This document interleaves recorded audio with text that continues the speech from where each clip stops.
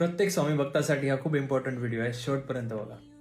आपण नेहमी बोलत असतो ना, जे काही घडतंय ते स्वामींच्या इच्छेने घडतंय. यश देणारे पण स्वामीच आणि अपयश आलं तर वाट दाखवणारे पण स्वामीच. पण इथेच एकच प्रश्न उभा राहतो, जर अपयश आल्यानंतर स्वतःला सावरायचं कसं? पुन्हा त्याच ताकदीने कसं उभं राहायचं? पुन्हा नव्याने सुरुवात कशी करायची? इथेच खरा स्वामींचा भक्त ओळखला जातो. कारण हे अपयश सुद्धा एक त्यांच्याच प्लॅनचा एक छोटासा पार्ट आहे.